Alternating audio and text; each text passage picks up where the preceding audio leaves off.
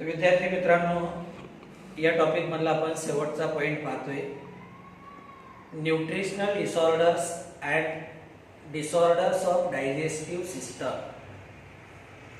As far as nutritional disorders are concerned, we have seen they are associated with protein energy malnutrition.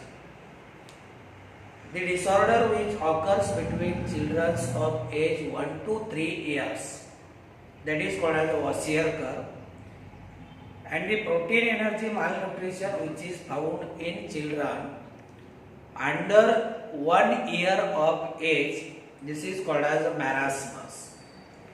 The causes, symptoms regarding these two nutritional disorders we have discussed in the last period.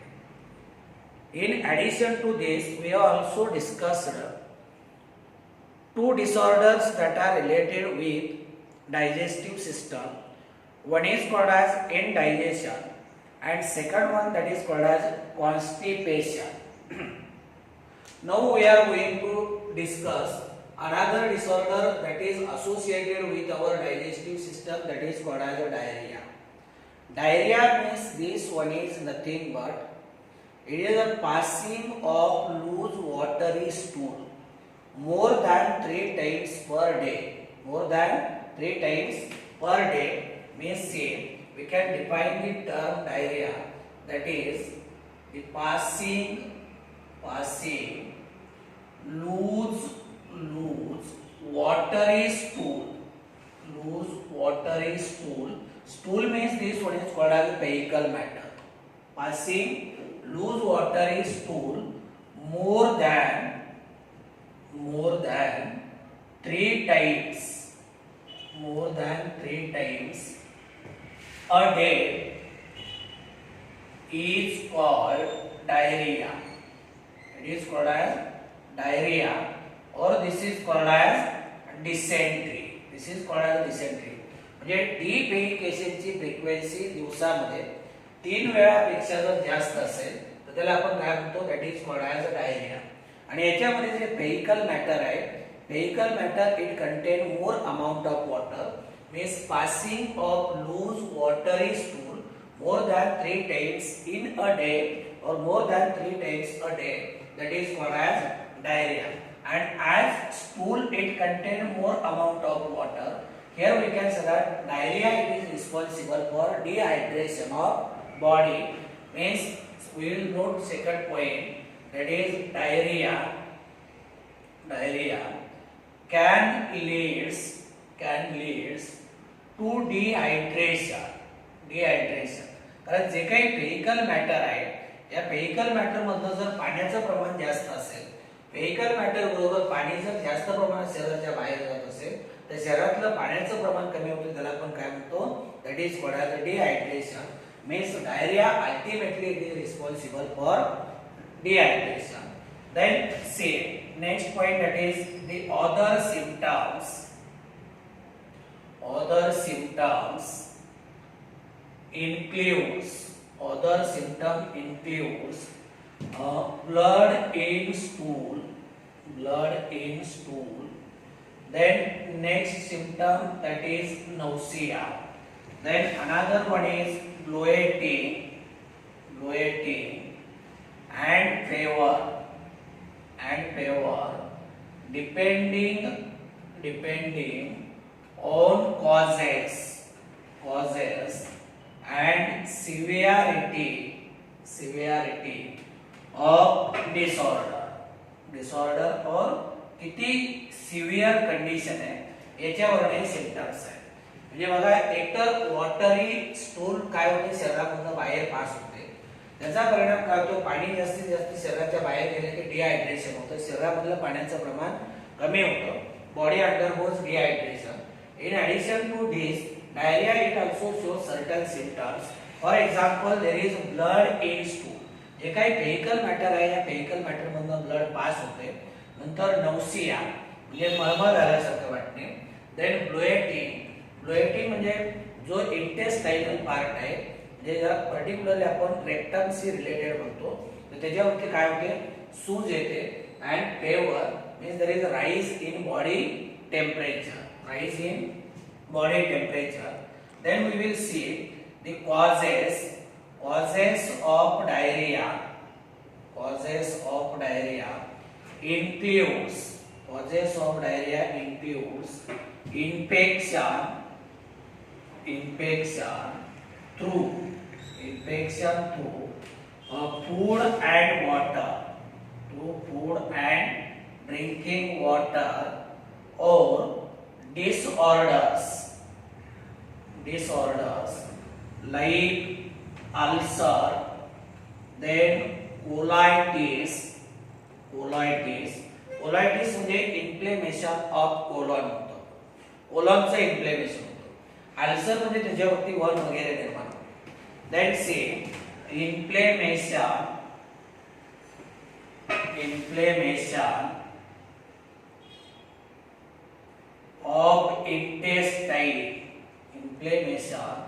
of intestine or irritable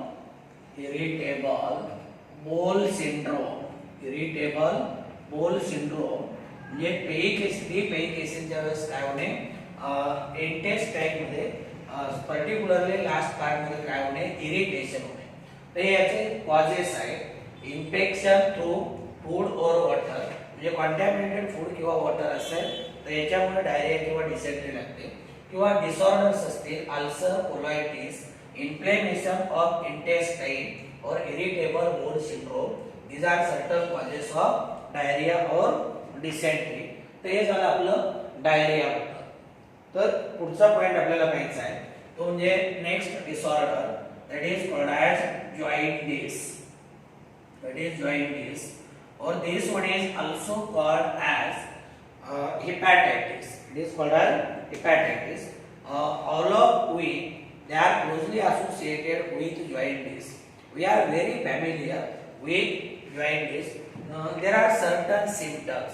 For example, yellowing of skin, yellowing of eyes, then yellowing of nails. These are certain symptoms, noticeable symptoms of jaundice. याला आपण काय म्हणतो jaundice, याला आपण कावीळ म्हणतो. काय म्हणतो? कावीळ म्हणतो. म्हणजे से we are associated with symptoms like yellowness or conjunctiva of eye, then skin, and whitish stool. म्हणजे व्हेइकल मॅटरचा जो कलर असतो जनरली आपण काय म्हणतो थोडा पिवळसर असतो, पण इथं ज्या व्यक्तीला कावीळ झाला त्याचा जे व्हेइकल मॅटरचा कलर आहे तो व्हाईटिश आहे किंवा पांढरट आहे. म्हणजे साधारणतः कावीळ मध्ये काय होतं की आपली जी स्किन आहे किंवा कंजेक्टिव्हा ऑफ आई, कंजेक्टिव्हा म्हणजे पापण्याचा आतील पदर होतो, तिथे काय होते पिवळसर, म्हणजे डोळे पिवळे पडताय किंवा स्किन पिवळी पडते, नख सुद्धा पिवळी पडताय आणि स्टूलचा कलर कसा आहे व्हाईट आहे. हे काय आहे सिम्पटम्स आहे. And see these symptoms they are of a condition that is called as jaundice. These are symptoms of a condition that is called jaundice.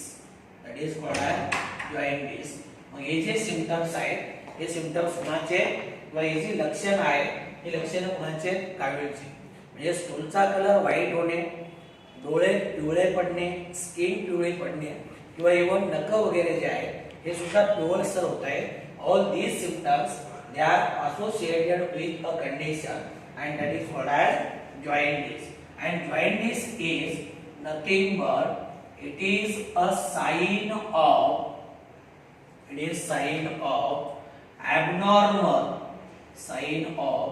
abnormal bilirubin metabolism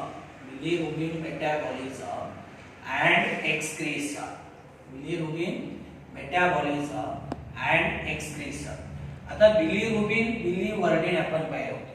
यांना आपण काय म्हणतो these are called as bile pigments. आपण पाहिलं होतं का नाही, बाईल पिगमेंट, बाईल सॉल्ट वेगळेच बरं का. सोडियम ग्लायकोकॉलेट, सोडियम टारोकॉलेट ते वेगळे. बिलिरुबिन आणि बिलिवर्डिन काय येतं, बाईल पिगमेंट्स आहे.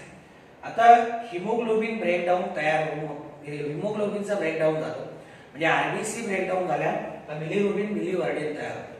याची अमाऊंट ब्लड मध्ये वाढली, मेटाबॉलिक डिफेक्ट असेल त्याच्यामुळे काय होते, हा बिलिरुबिन शरीराच्या बाहेर जात नाही म्हणजे तो एक्सक्रीट होत नाही. परिणामी ब्लड मध्ये याची लेवल वाढते आणि ब्लड मध्ये लेवल वाढली तर त्याला आपण काय म्हणतो, जॉइंटिस म्हणतो. It is a sign of abnormal bilirubin metabolism and excretion. म्हणजे बिलिरुबिनचं मेटाबॉलिझम होत नाही, तो शरीराच्या बाहेर जात नाही. परिणामी बिलिरुबिन काय होतं, ब्लड मध्ये याची अमाऊंट वाढते. या कंडिशनला आपण काय म्हणतो, जॉइंटिस म्हणतो. Then next point, say here we can say that jaundice develops. Jaundice develops if excessive breakdown. If excessive breakdown of RBCs takes place along with increased bilirubin level that can liver hold. म्हणजे इथं काय होतंय, RBC जे आहेत ना खूप मोठ्या प्रमाणामध्ये याचं ब्रेकडाऊन होते, आरबीसीचं डिस्ट्रक्शन होते. परिणामी काय होते की लिव्हर जेवढी अमाऊंट त्याची विल्हेवाट लावू शकेल त्याच्यापेक्षा बिलिरुबिन काय होतोय, जास्त तयार होते. किंवा obstruction in flow of bile from liver to duodenum. या दोन गोष्टी कारणीभूत आहेत. कशासाठी, ब्लड मधली बिलिरुबिनची लेवल वाढण्यासाठी. एक तर आरबीसीचं ब्रेकडाऊन जास्त झाले, कामापेक्षा बिलिरुबिनची अमाऊंट जास्त झाली. आणि दुसरी गोष्ट, जर डिओडिनम मध्ये येणारा जो बाईल ज्यूस आहे, हा बाईल ज्यूस डिओडिनम कडे घेऊन येणारे जे पाईप्स वगैरे असतात ज्यांना आपण बाईल डक्ट म्हणतो, किंवा कॉमन बाईल डक्ट असेल किंवा सिस्टिक डक्ट असेल, या डक्ट जर त्यांच्यामध्ये ऑब्स्ट्रक्शन असेल, ब्लॉकेज वगैरे असेल, आपण पाहिलं होतं का नाही, लिव्हर कडनं येणारी डक्ट आहे तिला बाईल डक्ट म्हणतो, गॉल ब्लॅडर कडनं येणारी जी डक्ट आहे तिला आपण काय म्हणतो, सिस्टिक डक्ट म्हणतो. बाईल डक्ट आणि गॉल ब्लॅडरची डक्ट एकमेकाला जॉईन झाले का कॉमन बाईल डक्ट तयार होते. म्हणजे एक लक्षात घ्या, या तिन्ही डक्ट पैकी कुठे जरी आतमध्ये अडथळा निर्माण झाला, ऑब्स्ट्रक्शन असेल, तर लिव्हर कडनं येणारा जो बाईल ज्यूस आहे तो काय होणार नाही, कुठे येणार नाही, डिओडिनम कडे येणार नाही. परिणामी काय होईल, तो तिथेच राहील आणि त्याची ब्लड मधली अमाऊंट वाढत जाते. काय होते, ब्लड मधली अमाऊंट वाढत जाते. आता हिमोग्लोबिनचं ब्रेकडाऊन झालं, बिलिरुबिन तयार झाला, तो दोन प्रकारचा आहे. काही फॅट सोल्युबल आहे आणि काही वॉटर सोल्युबल आहे. Means say here we can say that bilirubin which is produced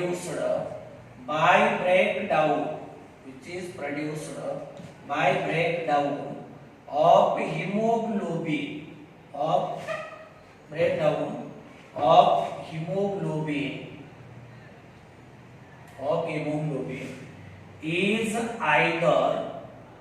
is either fat soluble, either it is fat soluble or this one is water soluble. आता याच्यामध्ये जो फॅट सोल्युबल आहे ना, हा बिलिरुबिन मात्र काय आहे, it is toxic to our brain cell. Means say fat soluble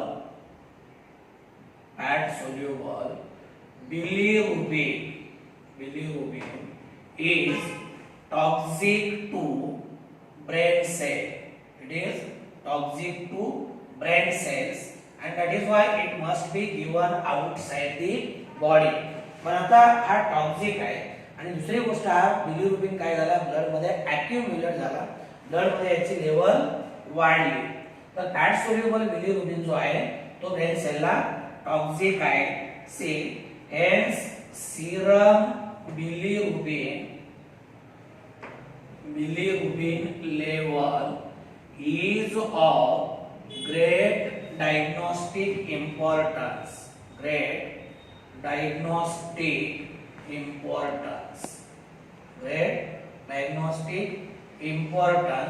आता याच्यामध्ये बघा, serum bilirubin level is of great diagnostic importance म्हणजे याचा अर्थ काय आहे की ब्लड मध्ये जर बिलिरुबिनची आपण डिटेक्ट कसा करतो जॉइंटिस, ब्लड मध्ये बिलिरुबिनची लेवल वाढली, काय झाली बिलिरुबिनची लेवल वाढली का this one is nothing but it is a indication of jaundice.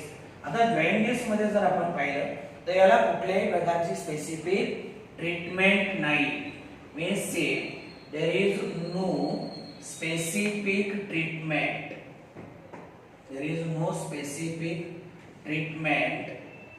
For jaundice याला स्पेसिफिक ट्रीटमेंट नाही. There is no specific treatment for jaundice. There are say two options. One is supportive care and proper rest are treatment for patient. दोनच गोष्टी, एक supportive care घेणे आणि दुसरी गोष्ट proper rest. याच्या मदतीने आपण काय करतो जॉइंटिसची ट्रीटमेंट करतो. हे झालं जॉइंटिस बद्दल. लक्षात आलं ना. जॉइंटिस मध्ये काय लक्षात ठेवायचं, ब्लड मधली बिलिरुबिनची लेवल वाढते. बिलिरुबिन कसं तयार झाला, बिलिरुबिन एक्सेसिव्ह आरबीसीचं ब्रेकडाऊन झालं म्हणजे हिमोग्लोबिनचं ब्रेकडाऊन झालं. हिमोग्लोबिनचं ब्रेकडाऊन झाल्यानंतर दोन प्रकारचे तयार होतात बिलिरुबिन, एक आहे फॅट सोल्युबल आणि दुसरा वॉटर सोल्युबल. पण फॅट सोल्युबल जो आहे तो ब्रेन सेलला काय आहे टॉक्सिक आहे. आणि त्याचं डायग्नोसिस कसं करताय, ब्लड मध्ये बिलिरुबिनची लेवल किती वाढली याच्यावरनं त्याचं डायग्नोसिस करताय. नॉर्मल पेक्षा याची लेवल वाढली तर that is considered as a jaundice. Jaundice मध्ये स्पेसिफिक ट्रीटमेंट नाही, फक्त सपोर्टिव्ह केअर आणि proper rest. These are the two options. Means these are the treatment for patient. So this is about the jaundice and last disorder that we have to discuss. This one is last disorder that is called as vomiting. Last disorder that is vomiting. आता vomiting म्हणजे काय की stomach मधले जे contents आहेत हे mouth मधनं बाहेर येते. काय होणे माउथ मधनं बाहेर येते. म्हणजे बघा दोन गोष्टी आहेत, जे काही आपण फूड मटेरियल कंझ्युम केले, जे फूड मटेरियल कंझ्युम केले शरीराच्या बाहेर काढण्यासाठी त्याला दोन मार्ग आहेत. एक ॲनस मधनं बाहेर आलं तर ते काय झालं त्याला आपण काय म्हणतो डिव्हेहिकेशन. आणि जर एलिमेंटरी कॅनॉल मधनं उलट्या दिशेनं तोंडावाटं बाहेर पडलं तर त्याला आपण काय म्हणतो it is called as vomiting. Means in this condition stomach contents they are thrown out through mouth. Means say in this condition stomach contents are thrown out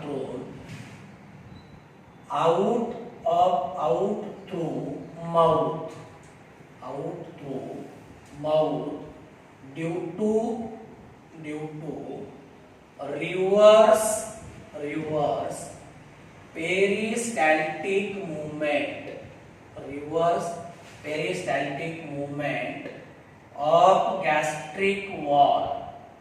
reverse peristaltic movement of gastric wall. म्हणजे reverse peristalsis जर झालं तर stomach मधनं food material उलट्या दिशेने वरती येईल आणि माउथ मधनं काय होईल बाहेर फेकलं जाईल. याला आपण काय म्हणतो it is called as vomiting. and C omitting, it is controlled by non-vital omitting center of medulla oblongata. म्हणजे मेड्युला ऑब्लॉंगेटा जो आपला ब्रेनचा पार्ट आहे, कुणाचा? ब्रेनचा पार्ट. याच्यामध्ये व्हायटल आणि नॉन व्हायटल ऍक्टिव्हिटीज कंट्रोल करणारे सेंटर असतात. मग नॉन व्हायटल तो ओमिटिंग काय आहे? It is non VIP, non vital activity. मग हे नॉन व्हायटल ऍक्टिव्हिटी कंट्रोल करणारे सेंटर कुठे? मेड्युला ऑब्लॉंगेटा मध्ये. कुठे? मेड्युला ऑब्लॉंगेटा मध्ये. And see omitting, it is typically associated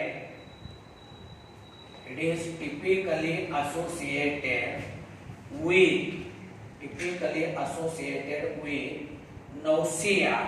म्हणजे याला आपण काय म्हणतो? मळमळ होणे. काय म्हणतो? It is typically associated with nausea.